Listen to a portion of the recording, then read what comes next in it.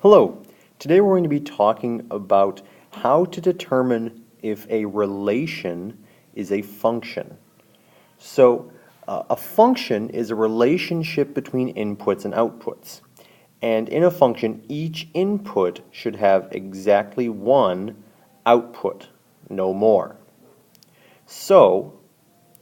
One way we can test is through the vertical line test. And so below here I have three graphs, and what we're going to do is if we can draw a vertical line through two or more points anywhere on this graph, then we do not have a function. So let's go ahead and test. In this first graph, if I were to grab my vertical line, and here it is, I'm going through nothing, nothing, nothing. There's 1 point, so that's fine. Nothing, nothing, nothing, nothing. There's 1 point, still good. But boom, right there. Notice that the vertical line is going through 2 points. That means my input of 1 has 2 different outputs, 1 and -4. Therefore, this is not a function. Let's test the next one. We'll grab that. Going through here, there we're just at 1. Here's 1. Nothing. Here's 1. Nothing there until 1, 1. Nothing, nothing, nothing, 1, nothing, 1. And so we're good. We passed through. We only hit 1 at most. So this is a function. Okay, and then lastly, I have a curve drawn. It's sort of a circle. Doesn't look that great, but it was intended to be a circle. And we'll see if this works. So, I mean, I'm nothing right here, and right now I have just kind of 1, that very outer edge, until boom. Right there I'm hitting 2. In fact, I'm hitting 2 all the way through this thing.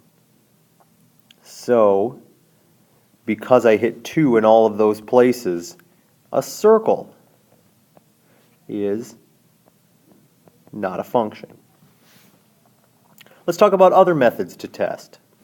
So we basically just look to see if each input has exactly one output. So on this slide I have 2 mappings and 2 tables.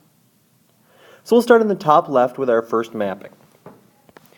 Now, this first bubble are all the inputs, and the second are all the outputs. So notice I input 1 and it outputs 0. It maps to 0. And that's the only number 1 will map to. 2 only goes to 3, 5 only goes to 7, 9 only goes to 4. So since each input has exactly one output, this is indeed a function. Let's take a look at the one on the bottom. So once again, we're looking to see is if each input has exactly one output. And I notice right away that -1 points to both 6 and 10. So -1 as an input has 2 different outputs. So unfortunately this one is not a function. Let's take a look at the tables. So I'll start on the top right table here. And once again you have your x's and y's. So we have our input and our output. -5 goes to 6, and that's the only thing -5 goes to. -3 goes to 4, and oh, take a look. -3 also goes to -2. So since my x's are repeated and the y value is different, then this is not a function. My input of -3 has 2 different outputs, 4 and -2. How about the one on the bottom? Once again, x is the input, and f of x, which is the same thing as y, is the output. 7 only goes to 9, 5 only goes to 8, 1 only goes to 15, 0 only goes to 2.